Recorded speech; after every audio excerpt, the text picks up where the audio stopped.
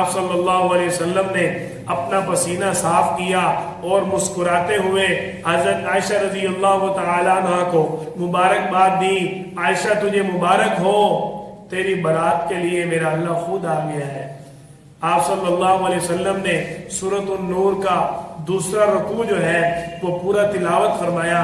ان الذین جاءوا بالافک عصبۃ منکم لا تحسبوه شرا لکم بل هو خیر لکم.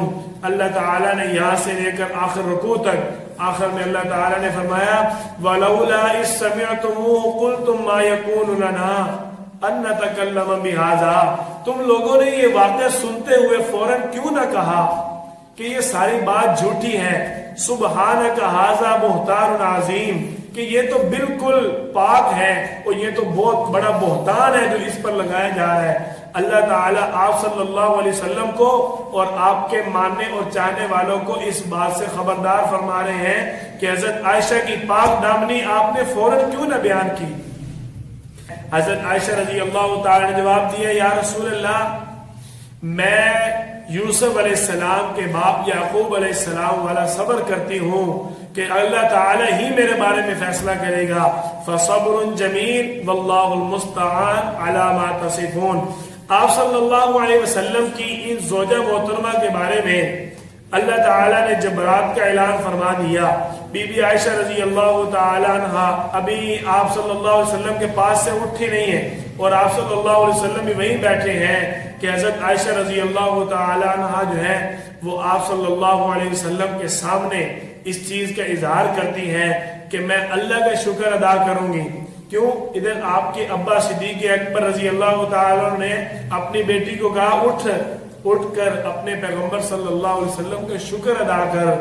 حضرت عائشہ رضی اللہ تعالیٰ عنہ بھی تو پھر پیغمبر کی بیوی تھی نا. جواب دیا میں اس کا شکر ادا کروں گی جو میری برات کے لیے آ گیا. تو شکر اللہ کا ادا کیا حضرت عائشہ رضی اللہ تعالیٰ عنہ نے. سیدنا صدیق اکبر رضی اللہ تعالیٰ عنہ انتہائی غصے میں آ گئے کہ جو مصطح بن اثاثہ جس نے حضرت عائشہ رضی اللہ تعالیٰ عنہ پر تہمت کے اندر اپنا حصہ ڈالا یعنی شک ہوا، ان کو یہ حضرت عائشہ رضی اللہ تعالیٰ عنہ کے چچا زاد ہیں یعنی قریب کے رشتہ دار ہیں. حضرت صدیق اکبر رضی اللہ تعالیٰ عنہ ان کے گھر کی دیکھ بھال کیا کرتے تھے، اپنے مال سے ان کے گھر کا راشن لیا کرتے تھے، ان کے کھانے پینے کا انتظام کیا کرتے تھے. جب صدیق اکبر رضی اللہ تعالیٰ عنہ کو یہ بات پتہ چلی کہ وہ سب جھوٹے تھے، انہوں نے میری بیٹی پر تہمت لگائی، تو اب غصے کا اظہار کر رہے ہیں کہ آج کے بعد میں قسم اٹھاتا ہوں مصطح کے گھر کسی قسم کا کوئی کھانا نہیں جائے گا اور کوئی ان پر مال خرچ نہیں کروں گا. اللہ تعالیٰ نے جبریل علیہ السلام کو پھر بھیج دیا وَلَا يَأْتَلِ أُولُو الْفَضْلِ مِنْكُمْ وَالسَّعَةِ أَن يُؤْتُوا أُولِي الْقُرْبَى وَالْمَسَاكِينِ وَالْمُهَاجِرِينَ فِي سَبِيلِ اللَّهِ وَلْيَعْفُوا وَلْيَصْفَحُوا. اللہ تعالیٰ نے آپ صلی اللہ علیہ وسلم کے ذریعے صدیق اکبر رضی اللہ تعالیٰ عنہ کو پیغام دیا کہ آپ قسمیں نہ اٹھائیں کہ آپ اپنے رشتہ داروں پر کھانا اور خرچ کرنا بند کر دیں گے. آپ ان باتوں کو چھوڑو. وَلْيَعْفُوا معاف کرو، وَلْيَصْفَحُوا درگزر کرو. أَلَا تُحِبُّونَ أَن يَغْفِرَ اللَّهُ لَكُمْ اللہ تعالیٰ معاف کرنے کو پسند کرتا ہے.